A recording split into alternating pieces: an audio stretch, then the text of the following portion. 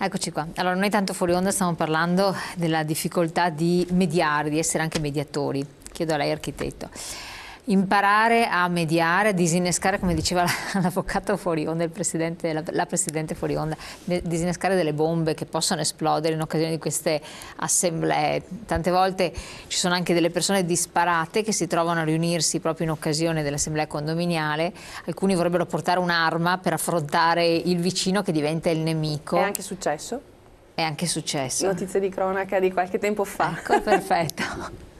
Quindi, ma non è cosa di poco conto, perché i rapporti di vicinato sono estremamente complessi, possono essere i più belli di questo mondo se c'è un'affinità elettiva, e possono essere i peggiori, per cui un qualsiasi stupidaggine manda in bestia la persona perché va a toccare una sensibilità, perché siamo nell'alveo della sfera privatissima dell'abitazione domestica.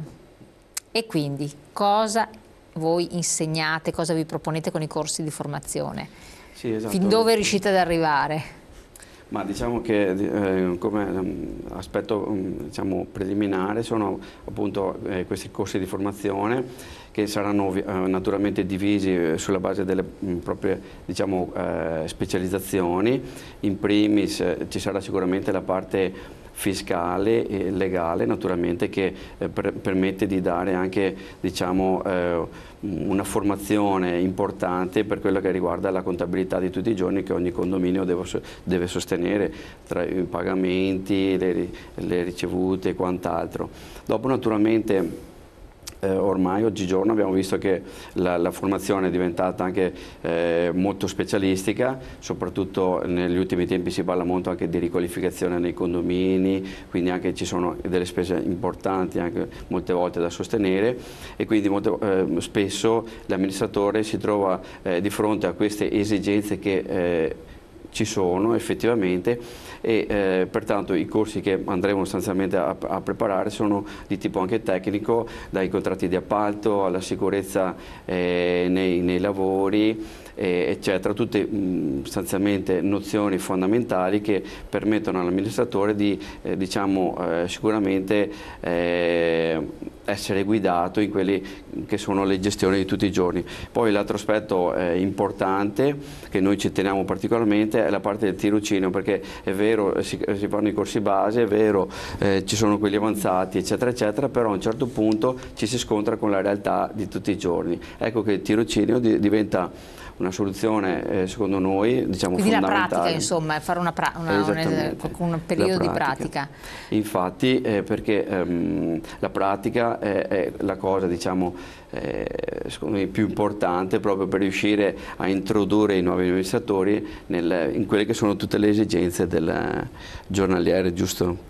Vicepresidente, lei ha fatto un tirocinio? Ha provato a buttarsi, oppure la prima esperienza è stata sul campo, così? Beh, diciamo che appunto, come dicevo inizialmente, sono stato affiancato dalla fondatrice di LISIAI e quindi ho affiancato lei nel suo lavoro. Che cosa le prime impressioni che ha avuto nelle prime esperienze?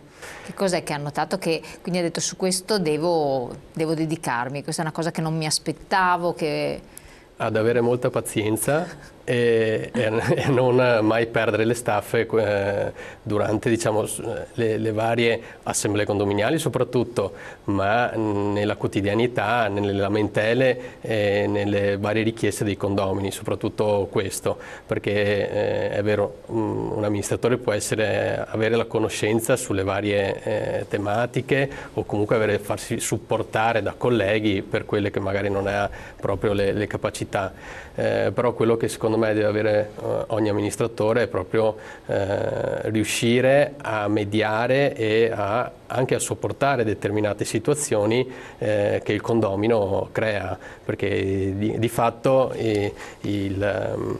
il condomino quando viene in studio viene perché deve pagare le spese condominiali, viene perché ha delle incombenze, sì, ma anche perché ha dei problemi con il vicino di casa e quindi di certo non viene solo per fare una chiacchierata. Assolutamente. Io lo interrompo solo un attimo, c'è un messaggio che è arrivato.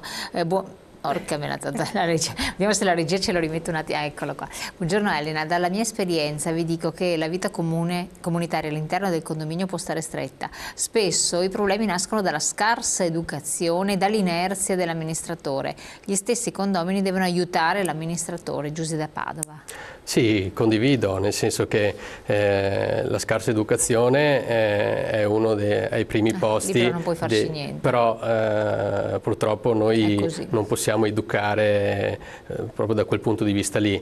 Possiamo educare il condomino a cercare di mantenere un comportamento di buone maniere per la buona convivenza. Poi, nulla di più. Nulla di più, esattamente. E cioè, diciamo che l'inerzia, l'ignavia dell'amministratore nell'intervenire, cioè nel non essere magari tanto presente, può anche questo condizionare? Cioè se uno sa che l'amministratore lo può interpellare, qui anche chiedo il contributo del Presidente come figura di avvocato, no?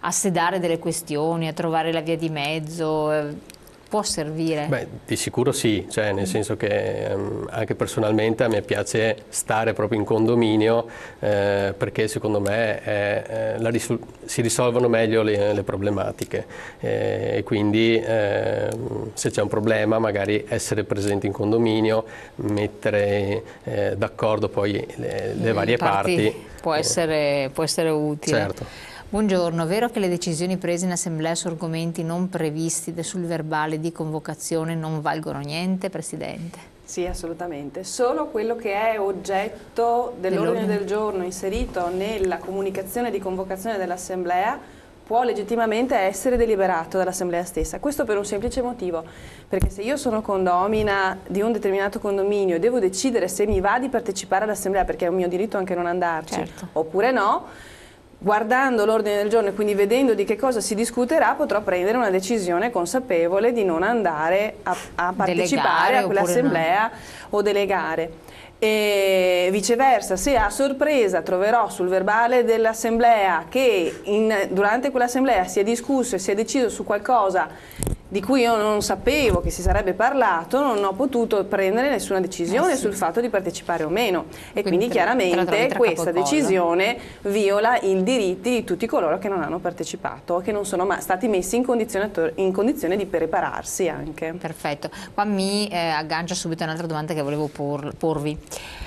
Abbiamo parlato 2013, riforma, che cosa è cambiato sostanzialmente?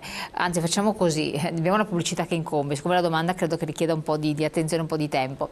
Allora, intanto io ringrazio l'architetto Pesce perché adesso ci lascia e si sostituisce con invece la signora Monica Babetto che è la tesoriera dell'associazione. Andiamo in pubblicità ma ritorniamo insieme tra pochissimi minuti. Grazie a voi, buona giornata.